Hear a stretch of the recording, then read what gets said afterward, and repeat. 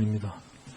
그 헌법재판소의 기능과 역할 그리고 그 위상은 이번 탄핵 심판을 통해서 국민 주권 시대임을 천명하고 그 역할을 다했다라고 생각합니다.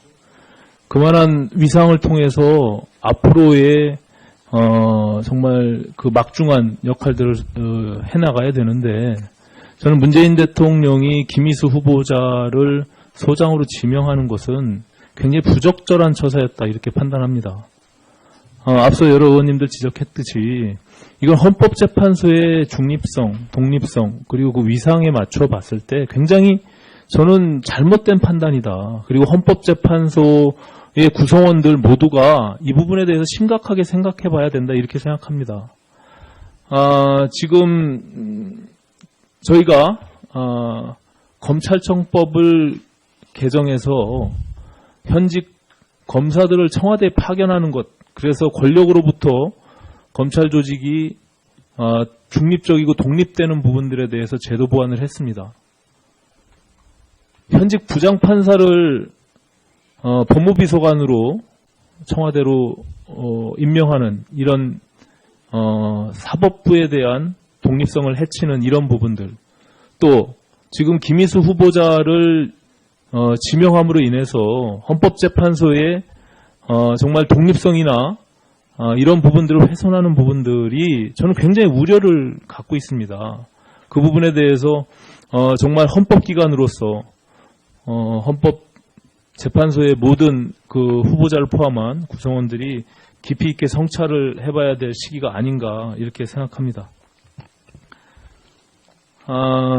후보자께서 그 관행이라고 이루어지는 모든 여러 가지 행태들에 대해서 그것을 바로잡고 정말 국민의 눈높이에 맞게 지금 시대적 요구에 맞게끔 그런 역할들을 해주기를 저는 당부드리면서 한 가지 지적을 하겠습니다. 화면을 다음 페이지 넘겨주십시오. 10월 25일 날 최순실 국정농단 사태를 통해서 박근혜 대통령이 1차 대국민 사과를 하게 됩니다. 그 이후로 정말 한 40여일간 국가는 대혼란 속에 있는 상황 속에서 12월 3일 날 국회가 탄핵소추안을 발의합니다. 그 12월 5일 날 보시다시피 김희수 후보자는 배우자를 동행해서 해외 출장을 가게 됩니다. 그 과정에 12월 9일 날 국회 본회의에 탄핵소추안이 가결되고 대통령 직무정지가 됩니다. 15일 날 귀국하게 됩니다. 알고 계시죠? 알고 있습니다. 예, 앞서 1차 질의 때 언급을 하셨지만 예.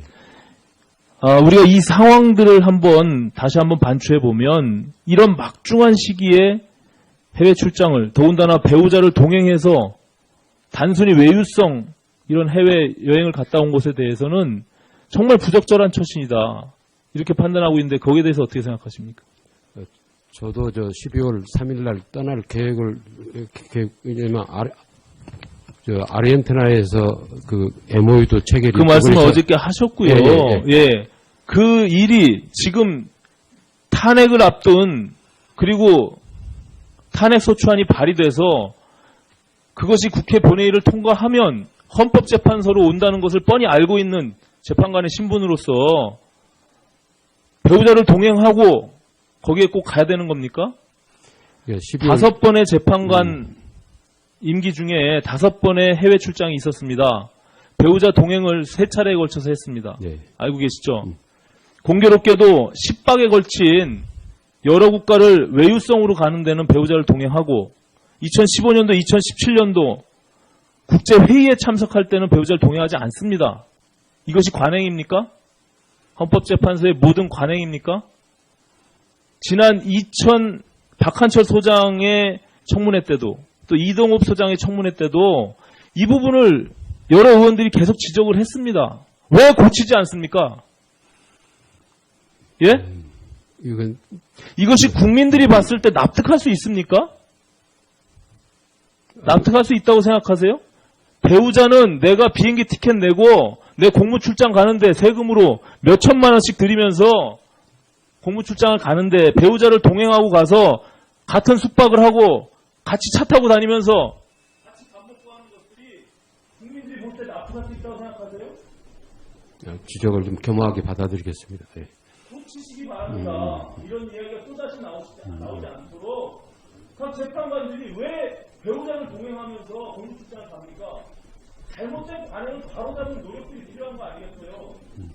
잘 알겠습니다. 분명히 말씀하시죠. 그 잘못된 관행을 고치겠다고. 이게 이제 그러니까 이게 못 고칠 관행은 아닙니다. 예, 예, 예. 그럼 그 가는 것이 정당하다고 생각합니까? 정당하다고 하는 건 아니고 이제 자기 부담, 예. 갔기 때문에 어쩔 수 없다고 생각하시는 거예요. 그러니까 이제 배우자 부분은 본인이 부담해서 가니까, 예. 부담하는 건 비행기 티켓만 부담을 하겠죠. 그거, 숙박 시설을 같이 따로따로 삽니까? 그렇지는 않습니다. 비용을 따로따로 각자 냅니까? 공무 출장에 가는데 국제회의만 왜 그러면 배우자를 동행하지 않고 3박 4일 4박 5일 가는 것만 동행하지 않고 왜 10박 가는 것들만 여러 국가 가는 것들만 배우자를 동행하고 합니까? 왜? 어느 국민이 이걸 이해하고 납득하겠습니까? 예. 지적을 알고 이 부분을 어떤 개선하는 방안을 강구하겠습니다. 예. 정부에서 방법을 개선하는 방법 이거 안 하는 것이 개선하는 방법이에요. 알겠습니다. 네, 오신환 의원님 수고하셨습니다. 다음 이상돈 의원님 질의해 주십시오. 그 20세기 초에 그 미국의 그 찰스 베어드라는 그 학자가 미국 헌법의 경제적 해석이라는 유명한 책을 썼는데 그게 뭐냐 그러면 이제 그 이 헌법을 만들거나 이 헌법을 최종적으로 해석해온 사람들이 대부분 그 재산권 보장, 말하 쉽게 요새 말할 것 같으면 이제 기득권 옹호가 많다 뭐 이런 내용입니다. 근데 우리나라 그래서 우리나라 헌법재판소 판결도 그런 시각에서 보는 비판하는 사람들이 많습니다. 우리 헌재 초기에 뭐 토지 공개념 제도가 사실상 헌재에 의해서 뭐 위헌 헌법 불합치 판결을 받았고 또 가까이는 이 노무현 정부가 시도했던 종부세가 부부 합사하는 위헌 또 고율의 세금은 헌법 불합치 판결 받지 않았습니까? 뭐 그런 것을 들어서 막 헌재 판결이 좀 지나치게 사유재산권에 좀 치부쳐 있다 이런 비판이 있는데 거기에 대해서 어떻게 생각하십니까? 저도 그런 비판이 있는 것은 알고 있습니다. 동조하십니까? 그런 비판이 합당하다고 생각하시나요? 아니 그런 비판도 충분히 수긍할 수 있다 생각합니다. 예. 수긍할 수 있다.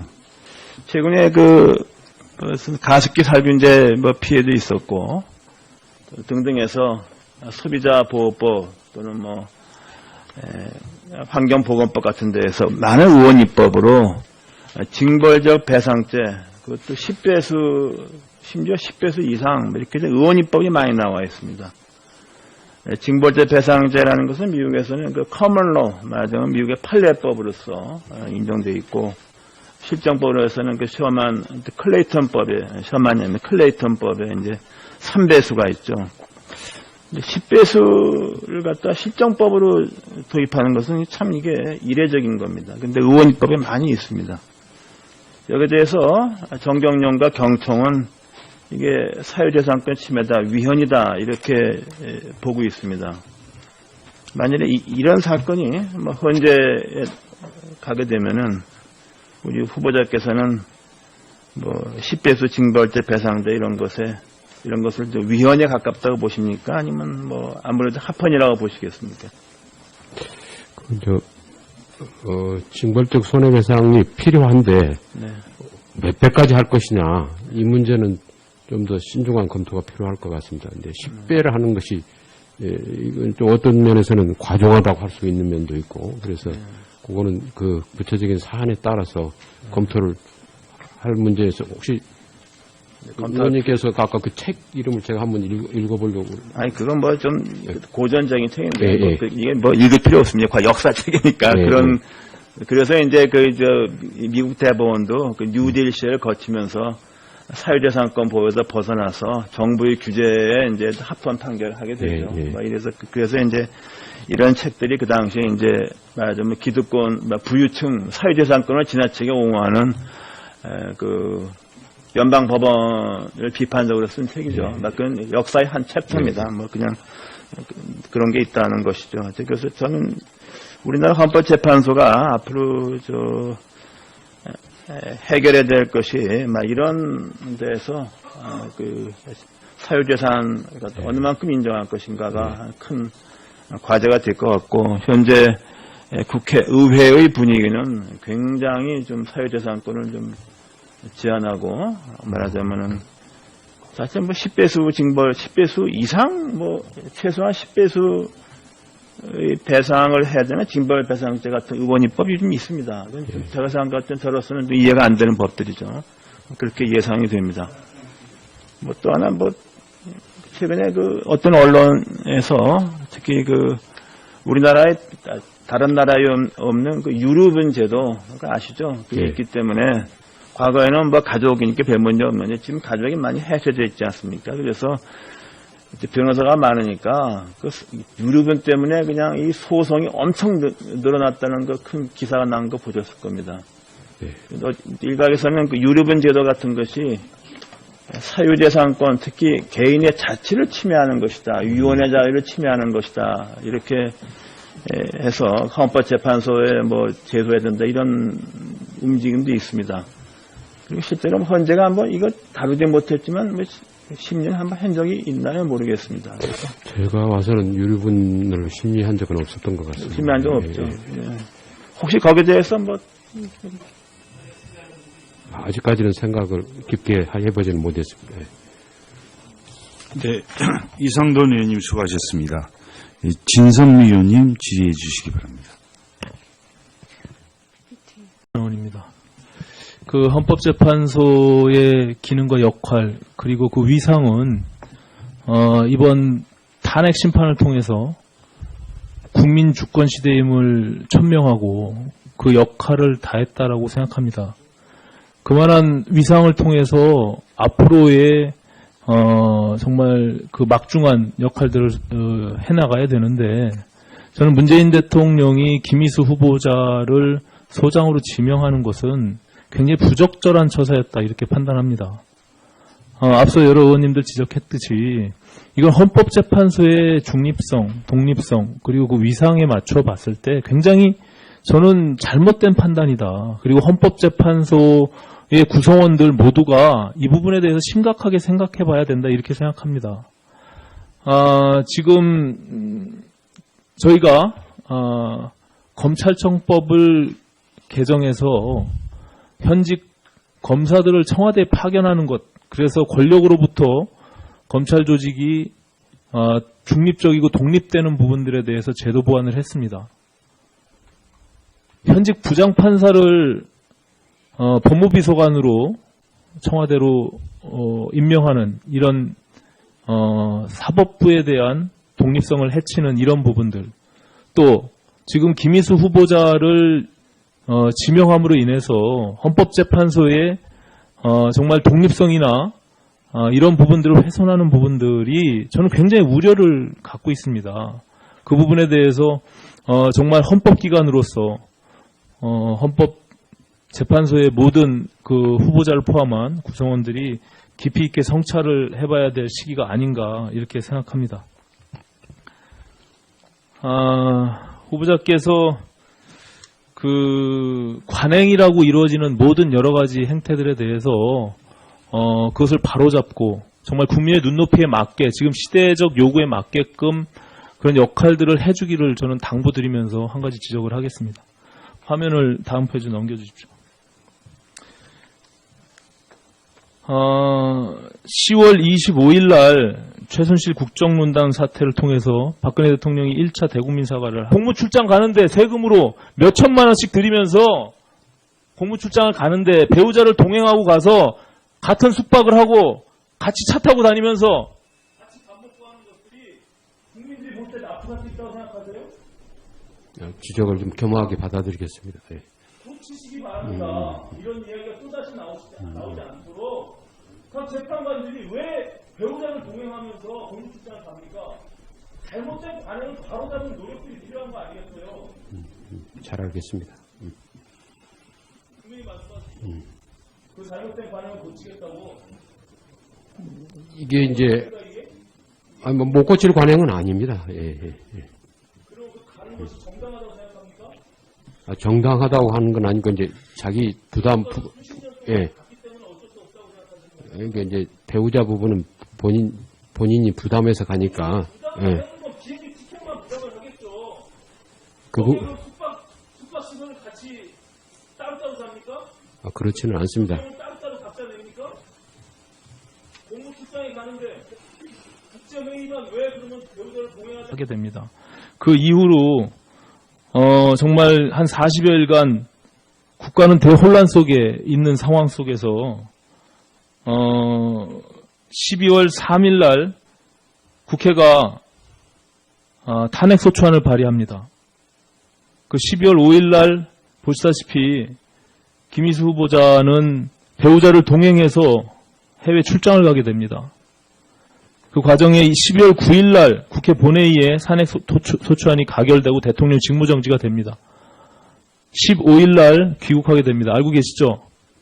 알고 있습니다. 예, 앞서 1차 질의 때 언급을 하셨지만 예, 예. 우리가 이 상황들을 다시 한번 반추해 보면 이런 막중한 시기에 해외 출장을 더군다나 배우자를 동행해서 단순히 외유성 이런 해외 여행을 갔다 온 것에 대해서는 정말 부적절한 처신이다. 이렇게 판단하고 있는데 거기에 대해서 어떻게 생각하십니까? 저도 12월 3일 날 떠날 계획을, 왜냐면 아르헨티나에서 그 MOU도 체결이 그 말씀을 어저께 하셨고요. 예. 그 일이 지금 탄핵을 앞둔 그리고 탄핵소추안이 발의돼서 그것이 국회 본회의를 통과하면 헌법재판소로 온다는 것을 뻔히 알고 있는 재판관의 신분으로서 배우자를 동행하고 거기에 꼭 가야 되는 겁니까? 예, 12월 5번의 재판관 임기 중에 5번의 해외 출장이 있었습니다. 배우자 동행을 3차례에 걸쳐서 했습니다. 네. 알고 계시죠?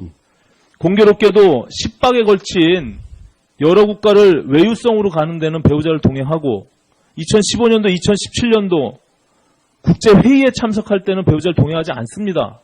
이것이 관행입니까? 헌법재판소의 모든 관행입니까? 지난 박한철 소장의 청문회 때도 또 이동욱 소장의 청문회 때도 이 부분을 여러 의원들이 계속 지적을 했습니다. 왜 고치지 않습니까? 예? 이것이 국민들이 봤을 때 납득할 수 있습니까? 납득할 수 있다고 생각하세요? 배우자는 내가 비행기 티켓 내고 내